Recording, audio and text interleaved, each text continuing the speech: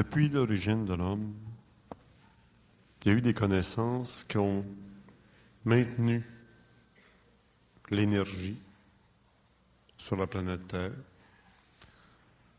à travers des sciences qui sont devenues l'apanage d'une élite. Vous nous en avez parlé dans la première partie avec l'Atlantide, dont certains faisaient partie là, du collège invisible, si on veut. Vous nous l'avez rappelé sur la fin de la conférence qu'actuellement encore, on prépare un collège invisible, un gouvernement invisible. Et ces connaissances qui font partie de cette élite permettent à des gens, dans leur corps physique comme dans leur corps mental, de se maintenir en santé. J'aimerais savoir pour quelle raison on laisse la masse paître dans les champs, alors qu'au bercail, on a la nourriture idéale.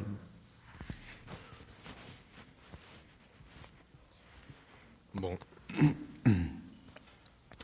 Alors, si on parle des effets ou du pouvoir de la connaissance à l'échelle de la nouvelle évolution, et si on parle des effets de la connaissance ancienne au niveau de l'évolution, les effets sont différemment proportionnés. Dans le passé, lorsque l'homme entrait en contact avec la connaissance, il entrait en contact avec des hommes qui avaient la connaissance, ou il entrait en contact avec des entités sur les plans qui avaient la connaissance. Dans le cas de l'évolution de l'homme, par contradistinction avec l'involution de l'homme, le contact avec l'homme, par le biais du plan supramental, est un contact énergétique. Ce n'est pas un contact psychologique. C'est l'énergie qui passe par le plan supramental, qui alimente le mental, l'émotionnel, le vital et le physique, qui donne à l'homme une allure sur ces plans-là qui convient avec un état de santé. La relation entre l'homme nouveau, l'homme de demain et l'énergie de l'intelligence, ce n'est pas une relation psychologique comme dans le passé. Tellement que, dans le cas de l'homme nouveau, où l'énergie descend et filtre par le biais de ses principes inférieurs, il n'y a aucune opposition du point de vue de l'intelligence à cette énergie. Ce qui empêche les hommes, la masse, comme vous dites, ceux qui sont à l'extérieur, de recevoir cette énergie, c'est la condition même de leur état émotif et de leur état mental. Vous connaissez le vieil adage où l'on dit on peut amener un cheval à la rivière, mais on ne peut pas le forcer à boire de l'eau. Et cet adage s'applique extrêmement bien à la condition de l'homme nouveau. On ne peut pas forcer l'homme nouveau, l'énergie ne peut pas forcer l'homme nouveau à être reçu parce que, justement, si l'énergie forçait son chemin dans l'homme, il y aurait automatiquement fusion. Et automatiquement, son corps matériel, son corps éthérique double, son corps émotionnel, son corps mental sera altéré. Alors naturellement, il ne sera plus malade. Mais dans le cas de l'homme, et ce ne sont pas tous les hommes qui peuvent vivre ce choc, alors dans le cas de cette innombrable quantité d'humains sur la Terre, qui ne sont pas sur le plan de l'évolution, par évolution, capable de supporter ce choc dans le mental et dans l'émotif et sur les autres plans, automatiquement, l'énergie ne peut pas faire la connexion.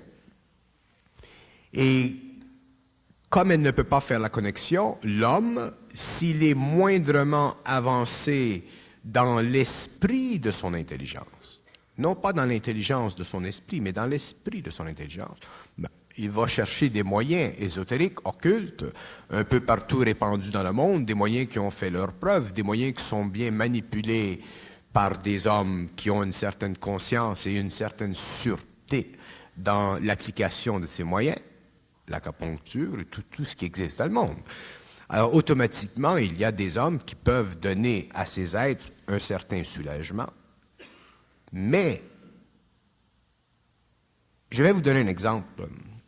Je connais de ma propre expérience un type, et moi je ne suis pas un homme, même si je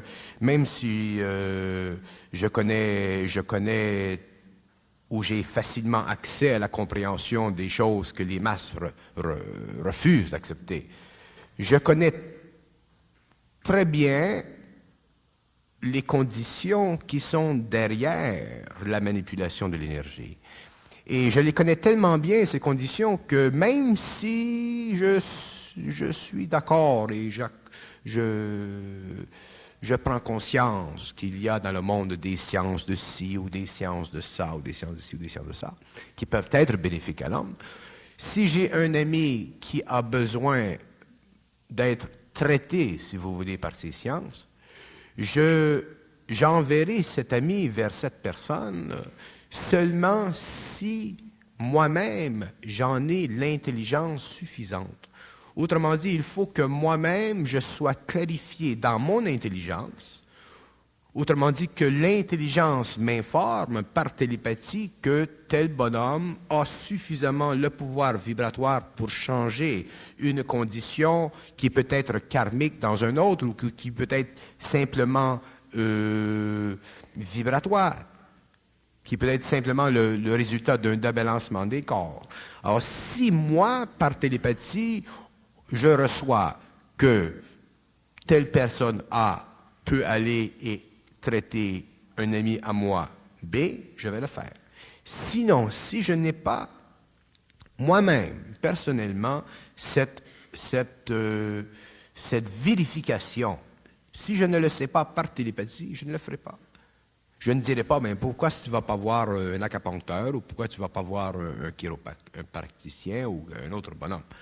Pour que je dise à un ami, bon, mais va voir tel bonhomme, il faut que moi je sache que tel bonhomme a la vibration, qu'il sera supporté dans sa vibration par les intelligences qui sont sur d'autres plans et qui s'occupent du plan où lui travaille. Et à ce moment-là, je relaxe dans le fait que cet ami à moi n'est pas manipulé par des forces qui sont sur d'autres plans, ou qu'il n'est pas utilisé d'une façon impropre, si vous voulez, par un individu qui peut s'avancer comme étant maître de ci ou maître de cela. Moi, il faut que je le sache de moi-même que ce bonhomme-là peut réellement aider cette personne. Mais dans le cas de la personne qui vit le contact avec l'énergie, c'est la relation énergétique avec ses corps qui permettra que cet homme-là soit soutenu dans son énergie.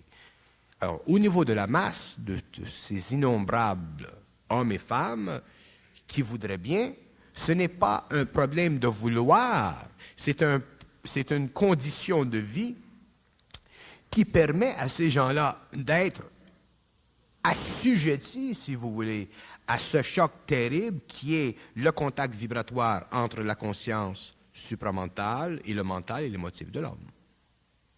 Alors, on ne peut pas blâmer les forces de ne pas aider tous les hommes. Au contraire, si les forces pouvaient aider tous les hommes, ce serait une situation absolument merveilleuse sur le globe. D'ailleurs, ça aurait été fait depuis très longtemps. Mais les forces ne peuvent pas aider l'homme sans que l'homme lui-même ait accompli un certain acheminement au cours de l'évolution qui lui aura permis d'avoir développé un corps émotionnel, un corps mental solide, quitte ensuite à subir ce choc. Et c'est pour ça, ou c'est pourquoi, il y a sur la Terre deux cycles. Il y a le cycle de l'involution qui part du stage où l'homme a un corps éthérique, ensuite où l'homme développe le corps astral, et ensuite où l'homme développe le corps mental. Ça, c'est l'involution. C'est la descente de l'homme dans la matière. Et ensuite, il y a l'autre cycle que j'appelle l'évolution, qui coïncide avec la sortie de l'homme de ses principes et de l'utilisation par l'homme de forces qu'au cours de l'évolution, il n'avait pas parce qu'il était en voie de préparation pour un jour, au cours de l'évolution, les recevoir. Alors, ces forces ne peuvent pas pénétrer dans l'homme parce que l'homme le désire. Alors, à ce moment-là, il y a sur la Terre des hommes, des institutions, des groupes, des sciences qui existent, de tous les acabits qui permettent à l'homme qui a un peu la sensibilité de ces choses d'aller vers ça.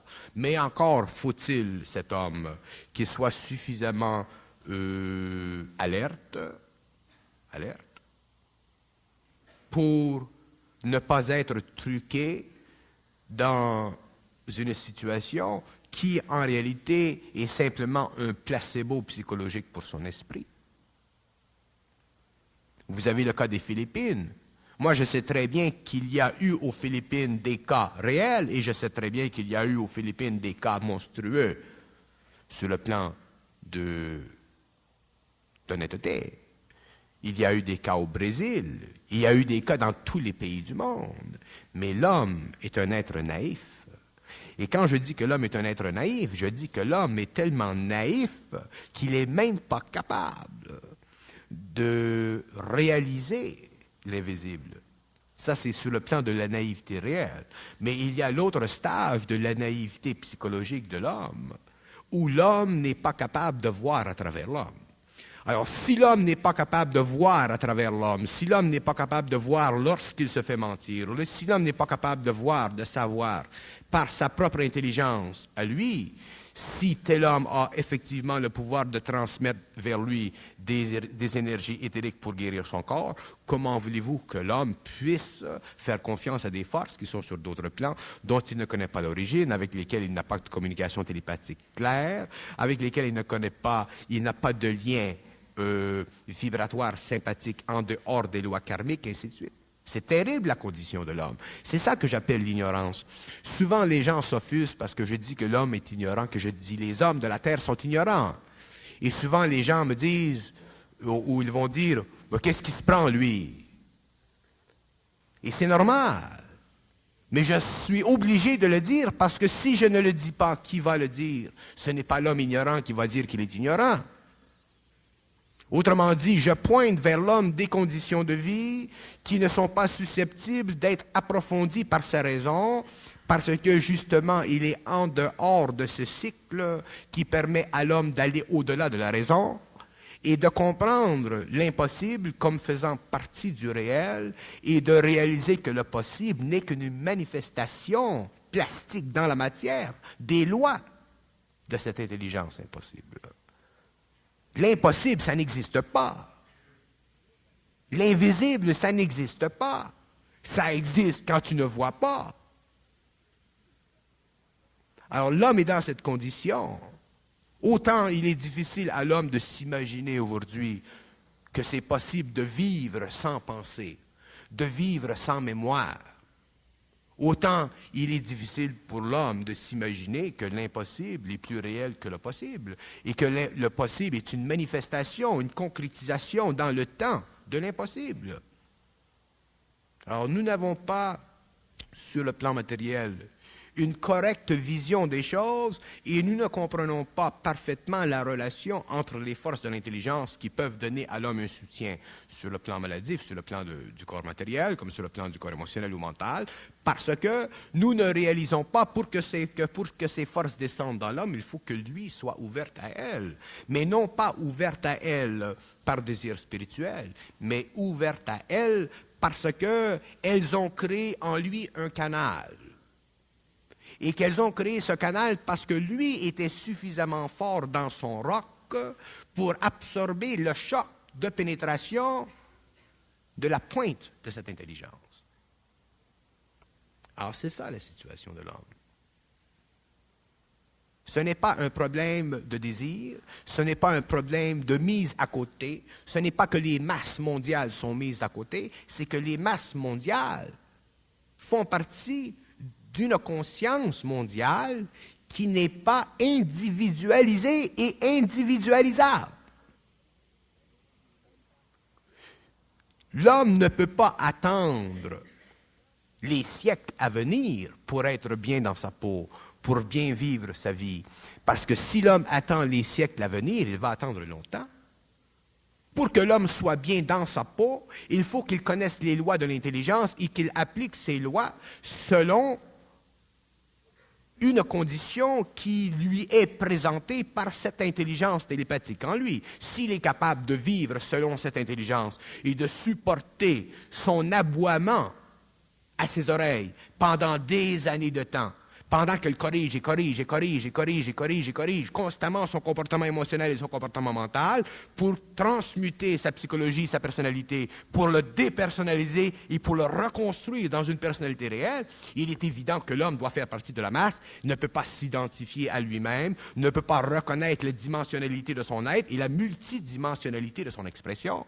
Alors, comment voulez-vous que l'homme entre dans un cycle de vie où les forces sont présentes et où tous les courants de vie peuvent pénétrer ses corps ou ses principes et les alimenter sans que lui n'ait jamais rien à faire? C'est ça la condition de l'homme. Dans les civilisations passées de l'Atlantide, il y a eu des peuples qui ont reçu des connaissances et les ont transmis de père en fils, de mère en fille. Est-ce qu'il serait juste de dire que l'enseignement qui correspond à notre civilisation qui a atteint son apogée et qui disparaîtra bientôt, c'est l'enseignement judéo-chrétien.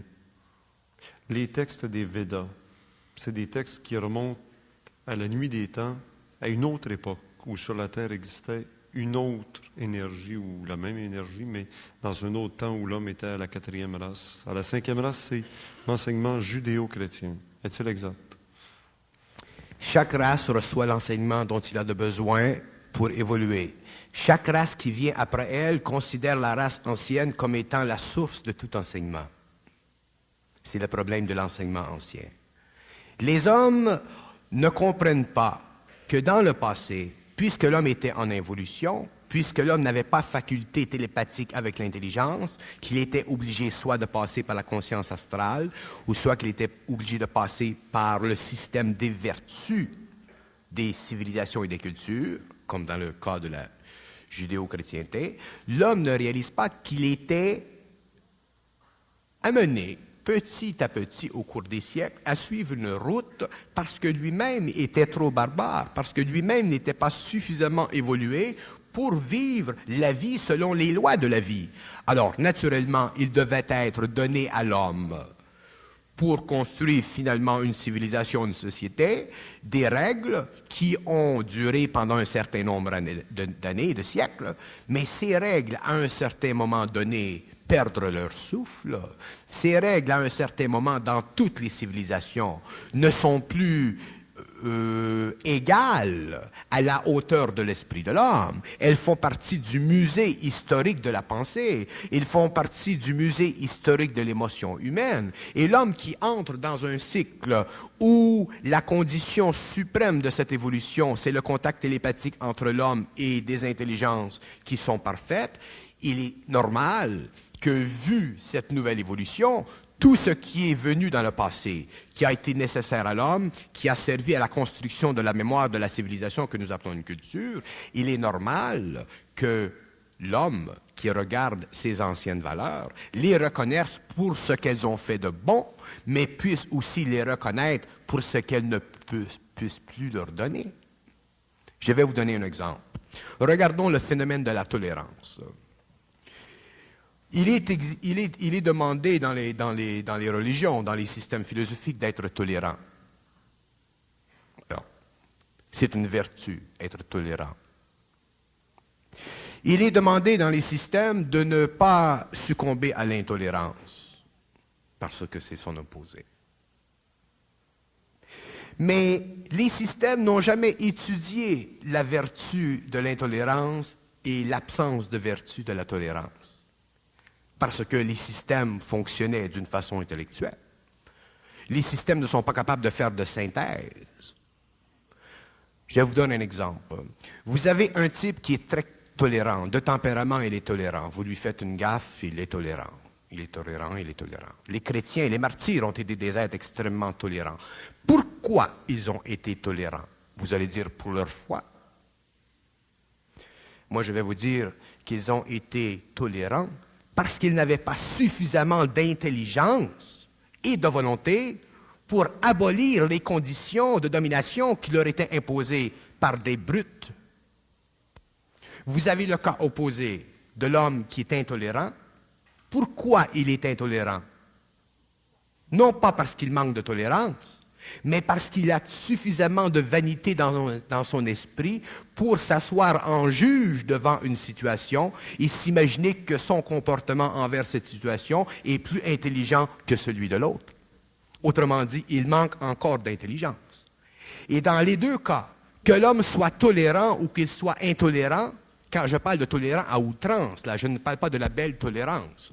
Je parle de la tolérance à outrance qui enlève à l'homme l'intelligence et la volonté, et je parle de l'intolérance qui enlève à l'homme l'humilité naturelle de son esprit, autrement dit l'intelligence, parce que l'intelligence naturelle de l'homme, c'est humble, qui enlève à l'homme ceci pour le remplir de vanité. Dans les deux cas, l'homme retarde son évolution.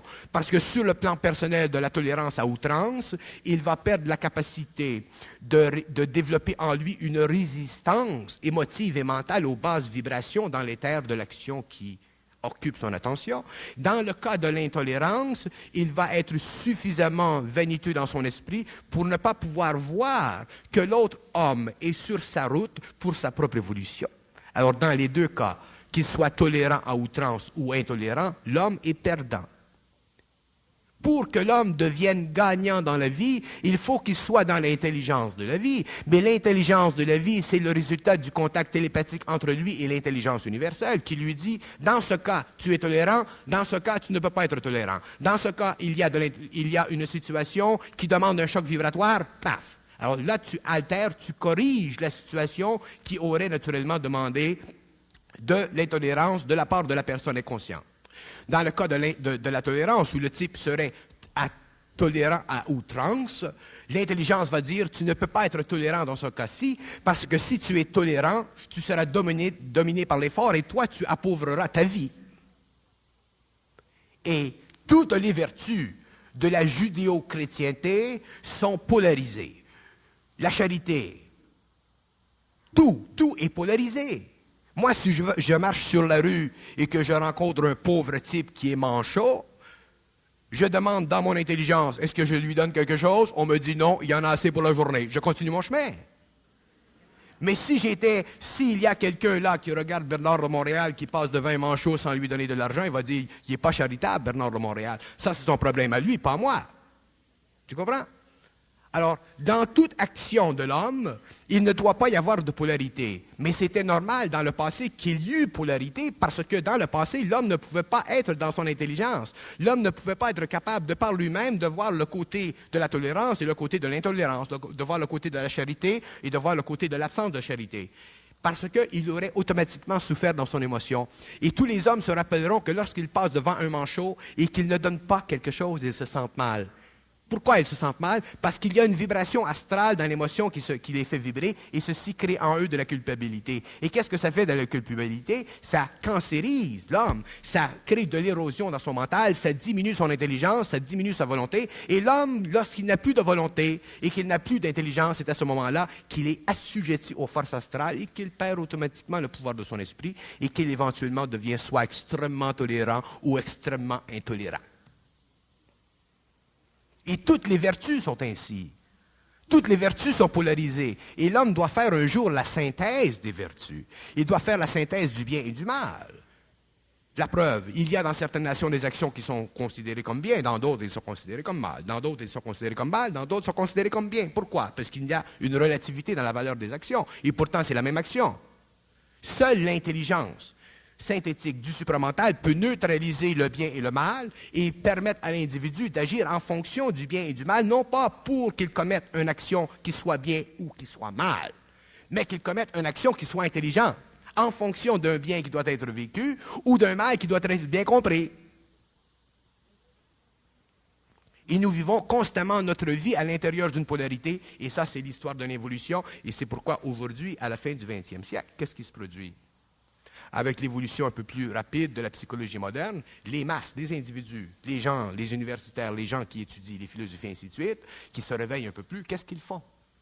Ils se tournent le dos contre la tolérance à outrance, et automatiquement, ils deviennent intolérants parce qu'ils commettent le péché que leurs aïeuls n'ont pas pu commettre.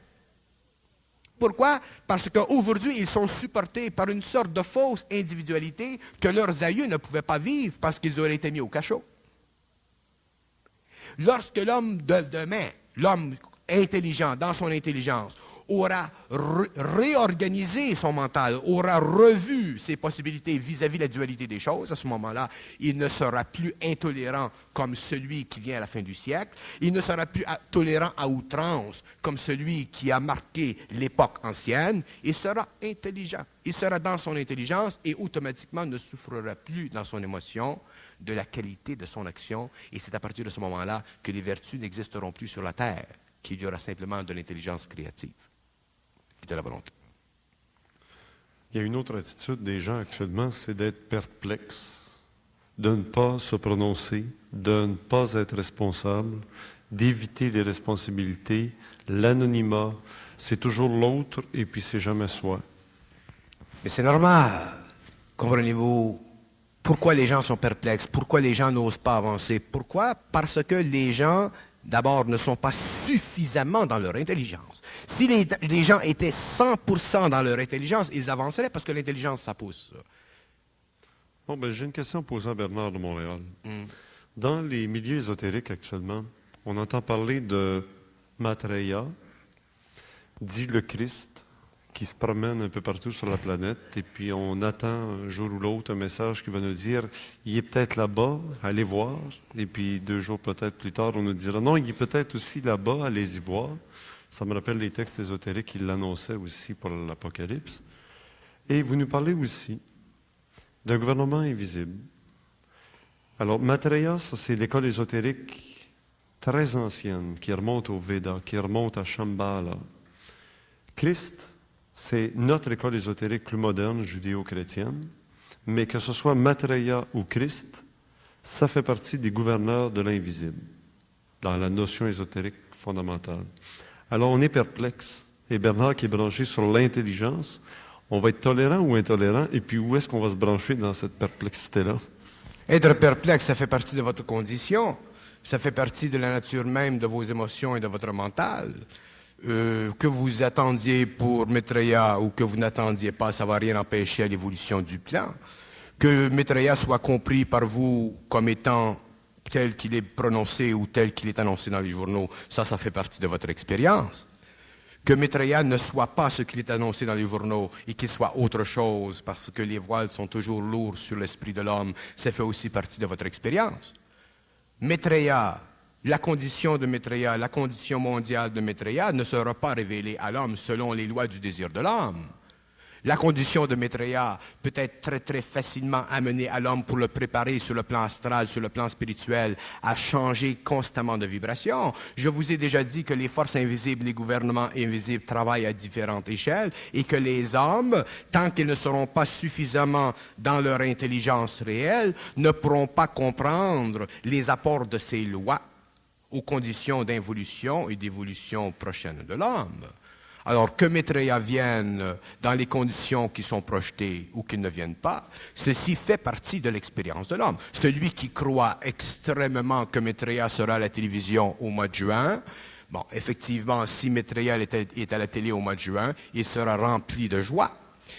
Si celui qui croit que Maitreya sera à la télé au mois de juin et qu'il s'aperçoit un jour que ce n'était pas le vrai Maitreya, il sera rempli de peine. Mais il aura vécu une expérience. Et si Maitreya n'est pas à la télévision au mois de juin parce qu'il a décidé de ne pas venir encore vers l'homme, parce que ce n'est pas le temps, et qu'il a dicté par le truchement de tous les canaux universels que s'acheminent de plus en plus dans la conscience humaine des événements que l'homme ne peut pas encore comprendre, ça fait encore partie de la conscience de l'homme. C'est pour ça que je dis l'homme est constamment enculé. Pourquoi il est enculé? Non pas parce que l'humanité n'est pas aimée, non pas parce que Maitreya n'aime pas l'homme, mais parce que ce n'est pas les affaires de l'homme. Quand est-ce que Maitreya vient? C'est les affaires de Maitreya. Alors, s'il fallait laisser à l'homme la disposition des lois, ce serait la bagarre. L'homme ne peut pas décider des événements cosmiques, l'homme ne peut pas décider des lois universelles, l'homme ne peut pas décider du calendrier de l'évolution.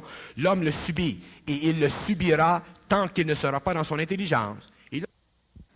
Et quand Maitreya viendra, ils se rencontreront, prendront un petit café. C'est ça que l'homme doit apprendre. Et tant que l'homme attend après Maitreya, il risque d'attendre longtemps, parce que Maitreya, c'est un fin joueur. Beaucoup plus que l'homme s'imagine. Beaucoup plus que l'homme s'imagine. D'ailleurs, les hommes ne savent pas qu'est-ce que ça veut dire, Maitreya. Même pas les anciens le savaient. Alors, il y a un voile sur la conscience cosmique de Maitreya, il y a un voile sur l'identité de Maitreya, il y a un voile sur la nature du corps éthérique de Maitreya, il y a un voile sur son statut universel, mondial, sur sa fonction entre l'homme et les extraterrestres. Il y a un voile. Maitreya, c'est un mot qui symboliquement altère la conscience humaine au niveau de la masse, qui crée des pulsations spirituelles dans l'individu. Mais ça fait partie de l'évolution. L'homme qui est dans l'évolution, l'homme qui est dans l'intelligence universelle, n'attend pas après Maitreya. C'est une perte de temps. Lorsqu'il viendra, il viendra. Et il le sait, et il le sait, et il le sait. Et quand tu sais quelque chose, tu n'attends pas après ce que tu sais. Est-ce que ça veut dire qu'on va se tenir les bras croisés puis qu'on va attendre que les L'homme va événements se faire passent? enculer pendant des années encore. Pas fini, ça commence. On va se faire regarder depuis 20 ans, 50 ans, 40 ans, 200 ans, 300 ans, 1000 ans.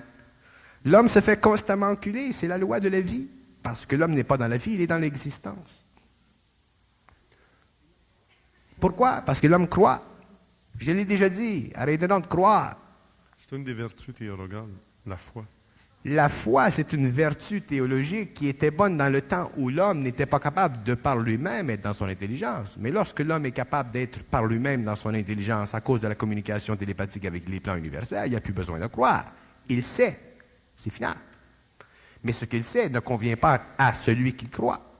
C'est très bon que les hommes croient lorsqu'ils ont besoin de croire, mais vient un temps où l'homme n'a plus besoin de croire. Il est dépassé ce stage. Ça fait partie de l'évolution. C'était bon dans le passé, demain ce sera futile. Ben, c'est une vertu comme la tolérance. C'est pas une vertu, croire, non. C'est une faculté. C'est pas une vertu. La foi, c'est une des trois vertus théologales. La foi, l'espérance, La foi, c'est une vertu, mais croire, c'est pas une vertu. Croire, c'est une croyance. Il y a une différence entre la foi et une croyance. Ajustez vos mots. La foi, c'est une attitude de l'esprit basée sur le fondement psychologique de l'homme vis-à-vis ce qui lui a été donné au niveau de la mémoire pour remplir son émotivité de sécurité. La croyance, c'est une projection dans l'esprit de l'homme par des hommes visant à sécuriser l'homme psychologiquement pour créer des églises. Comprenez les mots. C'est important, les mots. Alors, il y en a qui disent que Maitreya et le Christ, c'est la même entité. Maitreya et le Christ fait partie de la même conscience universelle, oui. Mais il faut faire attention, parce qu'il y en a qui vont dire, bon, Maitreya c'est le Christ, mais le Christ c'est Maitreya. Mais qu'est-ce que ça veut dire, le Christ? Le Christ, c'est pas le petit bonhomme qui est venu à Nazareth. Le petit bonhomme qui était à Nazareth, le Nazaréen, c'était un homme, c'était une forme. Mais la conscience, l'esprit derrière ceci, c'est ça qui est la force. Alors, la force qui sera dans cette forme, qu'on appellera Maitreya, ce sera la même force, elle fera partie de la même domination.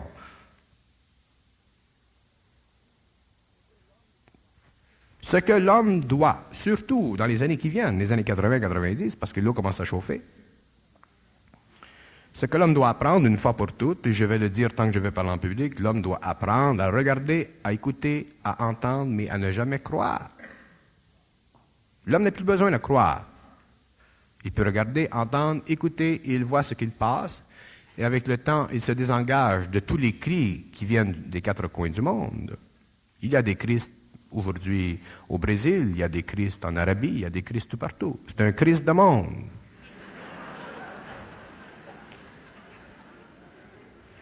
Alors, quand Maitreya se fera reconnaître sur la terre et se faire reconnaître d'une façon qui n'est pas conçue par l'homme, qui n'est pas vécue dans l'esprit de l'homme comme il le voit. Je vous assure, moi, qu'en juin, Maitreya ne sera pas sur le plan matériel, tel que l'homme le voit et tel qu'il est annoncé dans les journaux. Je vous l'assure. Mais je ne vous assure rien. Je vous l'assure. Autrement dit, je vous dis ma position, mais je ne vous assure rien, c'est-à-dire ne me prenez pas comme béquille. Et à ce moment-là, à partir de juin, vous commencerez à comprendre ce que je veux dire. Et quand vous aurez compris ce que je veux dire, à ce moment-là, vous commencerez à comprendre qu'est-ce que ça veut dire Maitreya. Je vous en parlerai après juin. Les lois de la vie ne sont pas sous le contrôle psychologique de l'homme. L'homme est un outil aux forces de vie et ça sert. Jusqu'au moment où l'homme cesse d'être un outil aux forces de vie. L'homme ne doit pas être un outil aux forces de vie. C'est une conception antique, ça. C'est une conception spirituelle, parce que l'homme devait être dominé pour être amené petit à petit à des pâturages un peu moins sombres.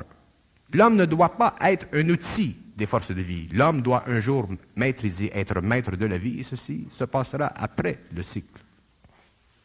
C'est fini. C'est pour ça que je dis que l'homme doit apprendre à comprendre une chose, qu'il est extrêmement important dans l'équilibre des forces universelles et qu'il devient de plus en plus important lorsqu'il commence à comprendre le trucage, le jeu d'esprit, le jeu de l'esprit sur l'esprit de l'homme.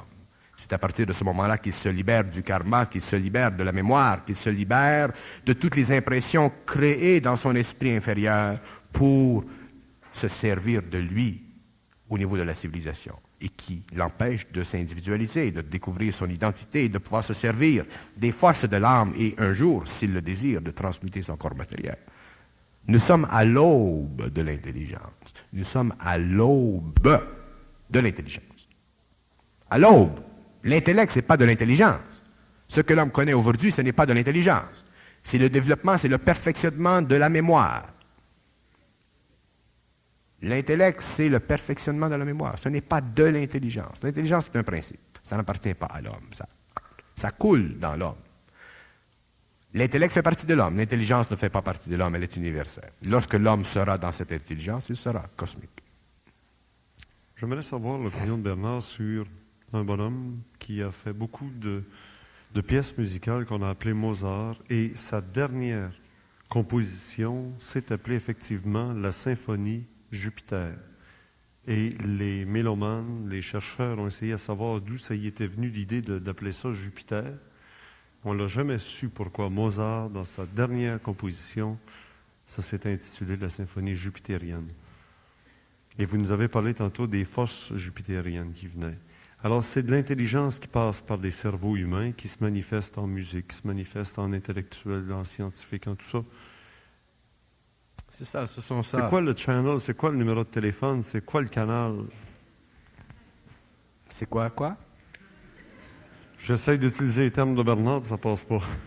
Le channel, le canal, le tuning, pour vraiment là, se dire, OK, on manque de phosphate dans le corps, on manque de calcium, on manque de ci ou de ça, ou ben donc, on est déséquilibré psychiquement.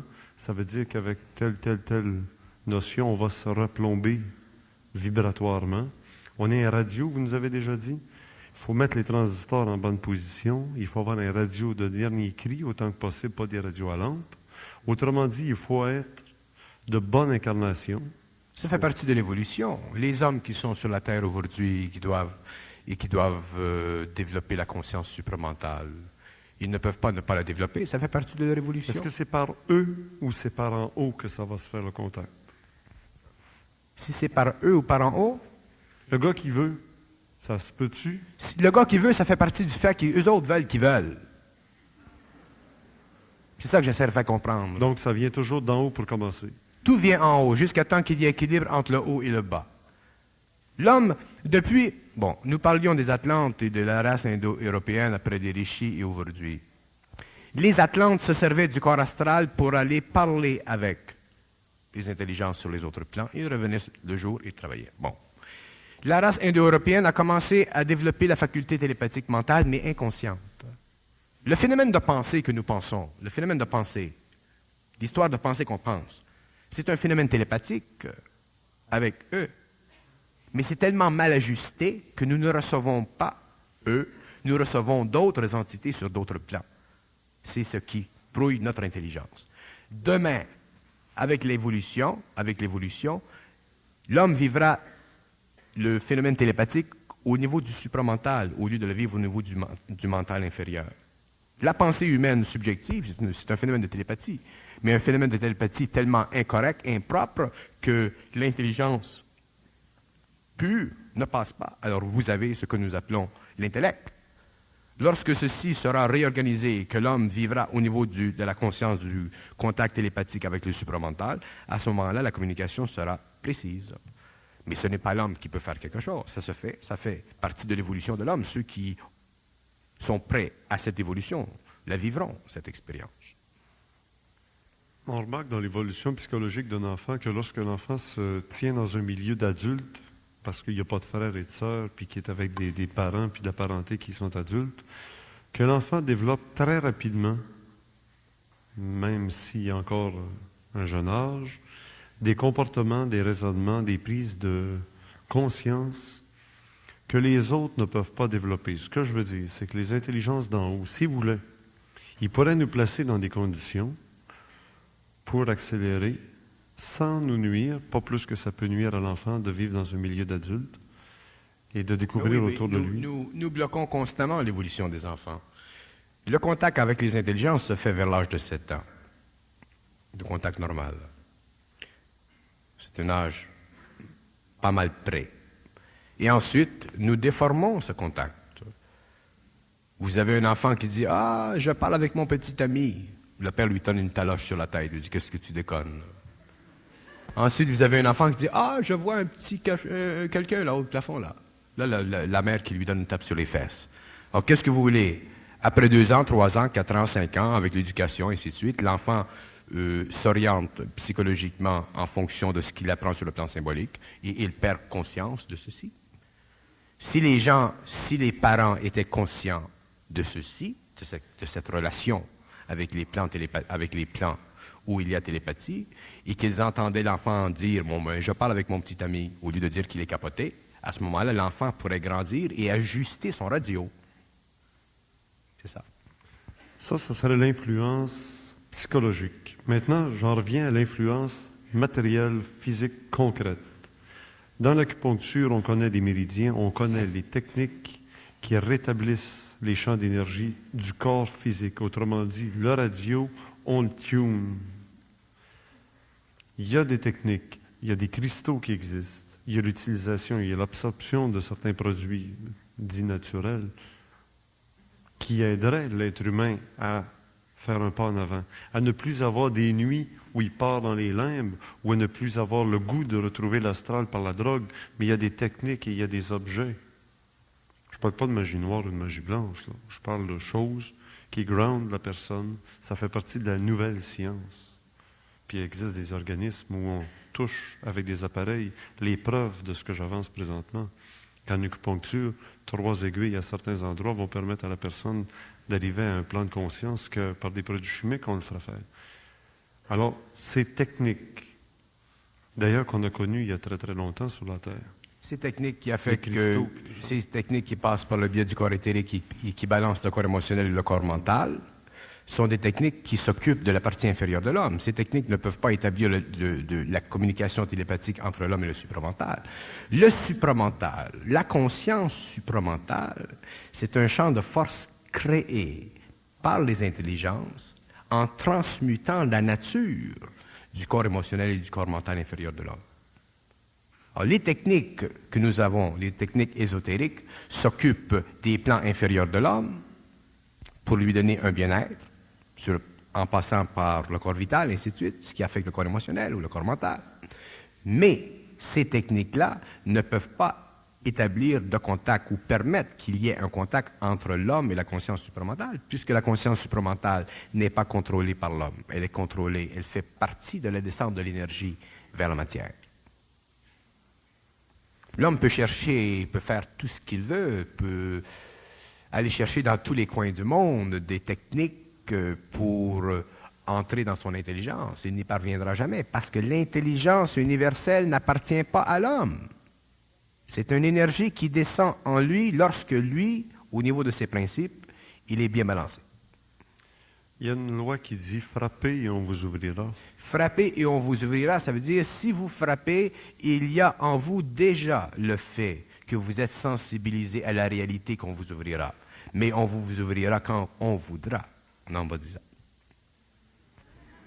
Non, mais mané, à force de frapper, on peut Ah tellement ouais, vous agacer. pouvez frapper pendant 1 vie, 2 vies, 3 vies, 4 vies, mais on vous ouvrira quand on voudra, quand vous serez prête.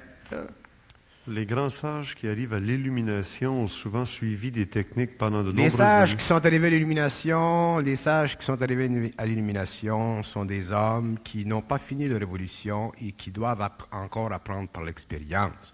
L'illumination, le samadhi hindou, les états de conscience hindous où l'homme visionne la lumière, ce sont des états astro supérieurs.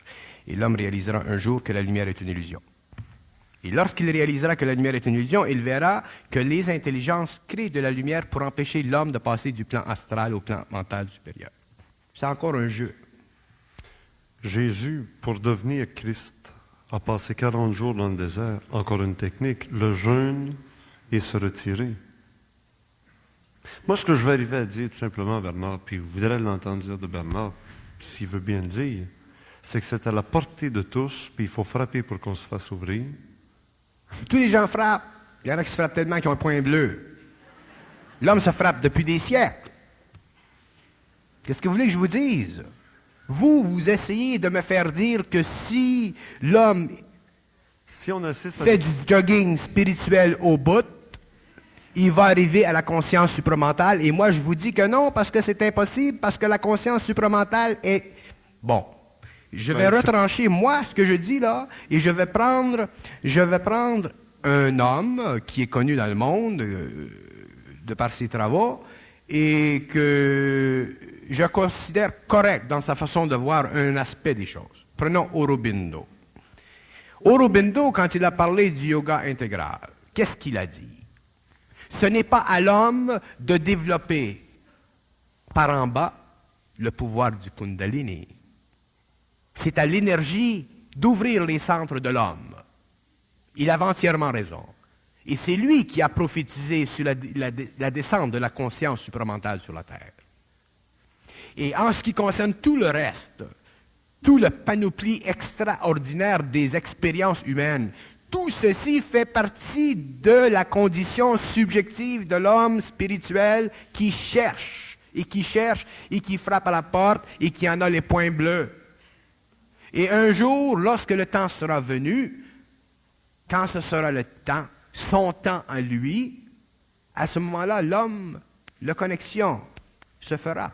Mais l'homme se sera tellement meurtri les points qu'il aura sensibilisé ses corps, et à ce moment-là, l'énergie pourra passer. Alors, la fonction de se rendre les points bleus, c'est quoi? C'est de se préparer vibratoirement à l'énergie. Mais l'énergie, elle descend dans son temps. L'homme ne peut pas forcer les ajusteurs de pensée à entrer dans son intelligence sur le plan télépathique. C'est impossible, parce que ces forces-là ne peuvent pas être conditionnées par l'ego de l'homme, parce que l'homme découvrira un jour que son ego est un aspect télépathique de l'intelligence universelle, non ajusté, de sorte que l'intelligence qu'il vit sur le plan humain est constamment en rejet de la perfection de cette intelligence. L'homme refuse, rejette, non pas parce qu'il veut le rejeter, mais vibratoirement, l'homme rejette constamment l'énergie, la vibration de cette intelligence qui veut passer en lui. Ça, c'est l'histoire de l'homme. C'est l'histoire de l'homme. La preuve, il y a eu des initiations. Vous savez un peu qu'est-ce que c'est des initiations. Vous avez lu des livres. Quels sont les hommes qui sont prêts à passer une initiation astrale durant la période égyptienne, durant la période babylonienne? Hein? Très peu. Pourquoi? Parce que c'était extrêmement pénible. Pourquoi? Parce que ça forçait l'individu à faire face à la mort psychologique de son esprit pour retrouver la vie sur un autre plan. Et ça, c'est en vertu des initiations qui ont été données à l'homme par des hommes. Alors, l'homme de demain devra vivre une initiation non pas donnée par des hommes, mais qui résultera de la pénétration de cette énergie sur ses principes inférieurs. Et c'est ce que j'appelle l'initiation solaire. Et lorsque l'homme vit cette initiation solaire, il ne peut plus retourner en arrière. Il ne peut plus l'arrêter, cette initiation. Il ne peut plus se couper d'elle parce que c'est le temps que la porte s'ouvre. C'est comme ça. Alors, en attendant, vous pouvez me harceler tant que vous voulez pour que je vous dise que manger des bines jaunes, ça aide telle chose, et manger des raisins et du yoga en même temps, ça fait telle chose. Mais qu'est-ce que vous voulez que je vous dise? Je vous dis que ça fait partie de la recherche de l'homme, ça fait partie de son expérience, ça le prépare émotivement et mentalement à réaliser qu'il y a quelque chose en dehors de son ego, en dehors de son point de vue, et que tout ceci est simplement mis en lui pour l'amener sur le plan vibratoire de son émotionnel et de son mental à être réceptif à des énergies qui sont autres, mais dont lui ne connaît pas le but, le temps ni la raison, et qu'il connaîtra le but, le temps et la raison lorsque ça se fera. Et lorsque ça se fera, il sera trop tard pour cet homme d'appartenir à la 5e race. Il sera obligé d'être et d'emboîter le pas avec ceux qui sont déjà dans la 6e. Mais mon approche était de dire, il faut prendre les moyens pour avoir la réponse. Il faut avoir le Je sympathise avec vous. Je Je sympathise avec l'idée de prendre des moyens, je sympathise avec l'idée, je suis content que vous preniez les moyens, je suis content que tous les hommes de la Terre prennent tous les moyens, je suis content que tous les hommes de la Terre attendent après Maitreya, je suis content. C'est fantastique que tous les gens prennent les moyens. Mais je vous dis que lorsque le temps sera venu pour l'homme, ça se fera d'une façon individuelle. Un homme, et non une collectivité. L'âge nouveau, l'homme nouveau, c'est un individu qui a découvert son identité par relation télépathique mentale supérieure avec l'intelligence universelle pour dépersonnaliser son ancienne personnalité, lui redonner une nouvelle personnalité et continuer constamment jusque dans des temps futurs à la transmutation de ses principes. Mais c'est comme Noé, à condition qu'il se soit mis dans des conditions de recevoir. Noé ne s'est pas mis dans les conditions de recevoir. Noé a été pris les culottes à terre. Noé est Noé. Noé, c'était un homme de haute évolution par rapport à le temps, à ce temps. Noé, aujourd'hui, il ne ferait pas vieux os. Mais dans ce temps-là, Noé, c'était un homme qui avait atteint un niveau d'évolution suffisamment élevé pour pouvoir recevoir par télépathie des commandements. Alors, on lui a dit quoi faire, il a fait ce qu'il a fait, et automatiquement, il s'est sauvé des eaux. C'est la même chose avec l'homme moderne, mais dans le temps de la communication. Noé n'a pas bâti son arche avant qu'il lui fût commandé de le faire. Il a bâti son arche quand il lui fut commandé de le faire. Et l'homme construira son arche quand il lui sera éveillé dans l'esprit comment le faire. Mais Noé a été choisi parce que lui s'était mis dans la condition d'être un juste. Et il avait vécu en tant que juste. Noé, qu'est-ce que ça veut dire être juste? Noé venait d'une autre planète. Noé, c'était un être en évolution supérieure. C'était un homme qui était au-dessus des hommes. C'était un homme qui avait un Sony au lieu d'avoir un RCA Victor. C'était ça, Noé. On a toujours les justes, puis les pas justes, puis les spiritueux, puis les spirituels. Ce sont des mots. Noé, c'était un homme qui venait d'une autre planète, qui avait un cerveau qui répondait à une fréquence que les hommes en général n'ont pas. C'était ça, Noé. Les prophètes, tous ces hommes, c'est la même chose. Ils ont des radios qui sont faits différemment. Pourquoi? Parce qu'ils ont une évolution plus avancée.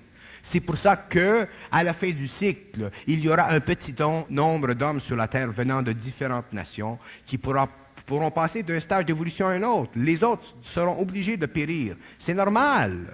Nous avons des sentiments. Nous sommes faits de sentiments. Est-ce que Bernard vient d'une autre planète?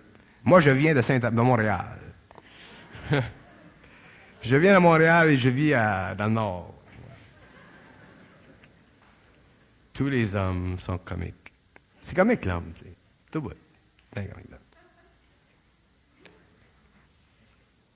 C'est qu'il y a deux attitudes devant ce que j'entends de Bernard.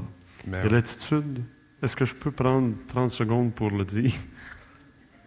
Il y a l'attitude de celui qui va suivre Bernard et qui dit, dans ce qu'on entend de Bernard, laisse-toi faire, un bon jour, on te choisira peut-être, tu vas être frappé de la lumière. Qui est-ce qui a dit ça? Une des deux attitudes. Et l'autre attitude, c'est celle que moi j'essaie de dire, placez-vous dans des conditions pour être frappé par la lumière. Parce que Bernard, pour avoir été ce qu'il est aujourd'hui, il y a... J'ai jamais rien fait. C'est pas le temps de parler. On le dira. Veux-tu que je le dise? Non, ça c'est... Je comprends, ça fonctionne pas comme ça. Moi, je n'ai jamais rien fait, je n'ai jamais rien fait. Sauf de lire beaucoup.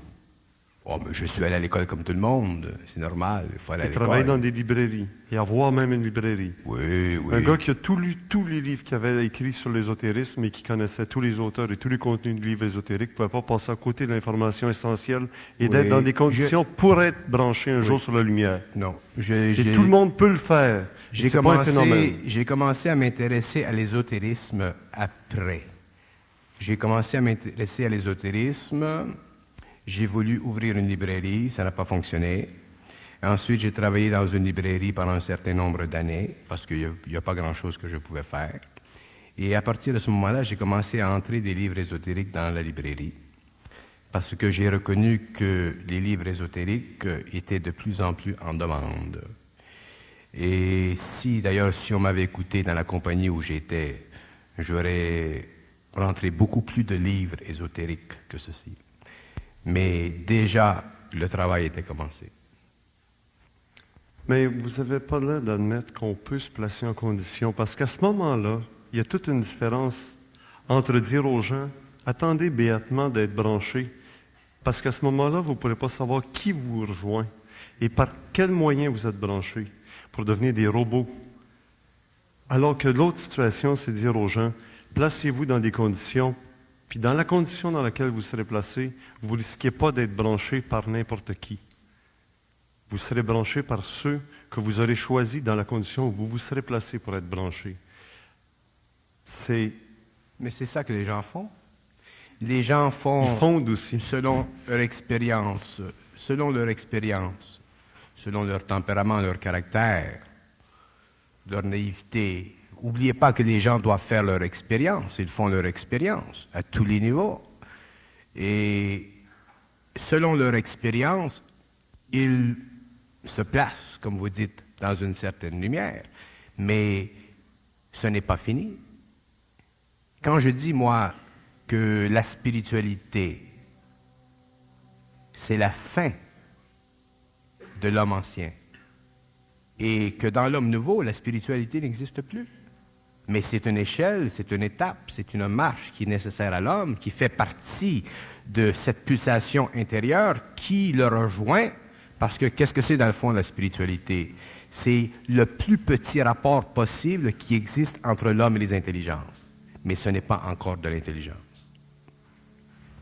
Il y a des gens qui pensaient que la soirée se finissait au chronomètre. Tant pis pour eux. Mais Bernard... L'homme doit passer du matériel au spirituel à la conscience pure. Parfait. Ça fait partie de Ça, je suis l'évolution. d'accord avec ça.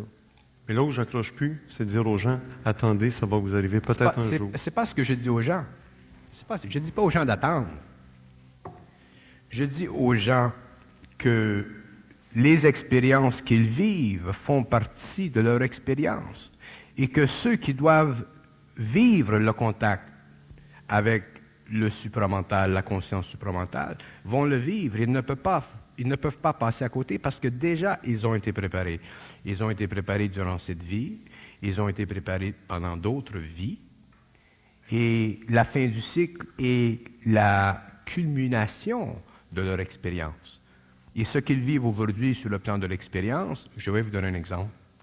Prenez les gens qui ont tendance à facilement aller en astral. Pourquoi?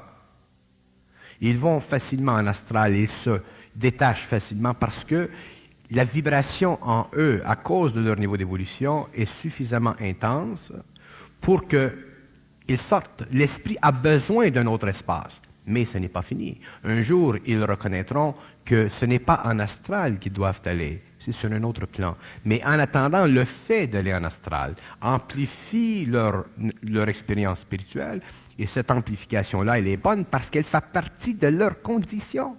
Ce que vous ne comprenez pas, c'est que vous ne voyez pas la différence entre une condition évolutive individuelle et une préconception philosophique ou spirituelle. Il y a une différence. Un homme qui est dans une condition d'évolution, un homme qui est prêt, ne le sait même pas. Un jour vient, il est frappé et la transmutation se fait.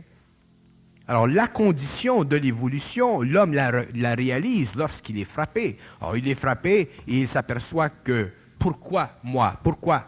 C'est la réaction normale de son ego. Mais l'homme qui a une préconception de l'évolution, c'est un homme qui est encore à la recherche de, et peut-être que sa préconception est un support psychologique pour lui pendant quelques années, jusqu'au jour où il sera frappé par cette énergie. Alors, il n'y a pas de problème de recherche. Que les hommes recherchent, c'est normal, ils ne peuvent pas faire autrement. Quand tu boues à l'intérieur sur le plan mental, sur le plan spirituel, sur le plan émotionnel, tu dois faire quelque chose. L'énergie, elle est canalisée. Mais ce que je dis, c'est que